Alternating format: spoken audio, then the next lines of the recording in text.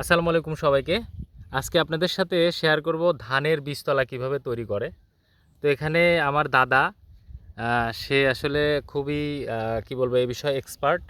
অনেক বছর জন্মের পরের থেকে সেই কাজই করতেছে। অন্য কোনো কাজ করছেন নাকি? না, না, আমি চাষের কাজ, আচ্ছা, কৃষি কাজ। কত বছর ধরে কাজ করেন? তা 40 বছর। 40 বছর। তো তার থেকে আমরা একটু জানার চেষ্টা করব যে আসলে ধানের বীজতলা কিভাবে তৈরি করে বা পুরা প্রসেসটা। আচ্ছা দাদা, প্রথমে কিভাবে কি করতে হয় বলেন তো, যে এখানে জমি যে রেডি করছেন? প্রথমে আমি এই জায়গা বীজ ভিজাইছি। আচ্ছা এক রাত একদিন ভিজে থুয়ে তারপরে জমিটা নিড়াইছি। নিড়ানোর পরে তিলির কাকসা ছিল, তিলির কাকসা উঠিয়ে ফেলা দিয়েছি। ফেলা দিয়ে তারপর আমি হলো কুপাইছি। কুপাইয়ে কলার বোক টানিয়ে বীজ বুনছি।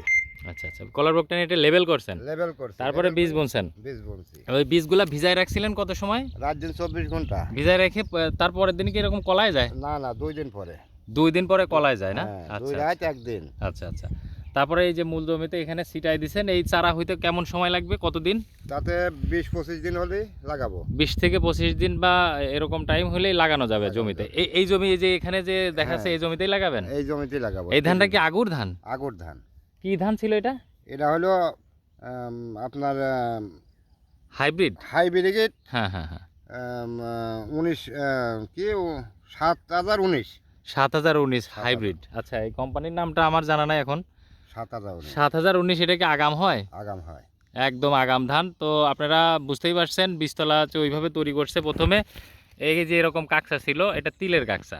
তো পরবর্তীতে ওই কাকসাগুলো সরাই এখানে সুন্দর করে চাষ দিয়ে মই দিয়ে লেবেল করে এরপরে ওই যে 2 দিন ভেজানো যে চারা ছিল, ধান ছিল, ধানটা এখানে দেখেন ছিটায় রাখছে এবং এটা কলায় গেছে সম্পূর্ণটা। আপনারা দেখতে পাচ্ছেন কল হয়ে গেছে, মানে এটা গাছ হয়ে যাবে এখন।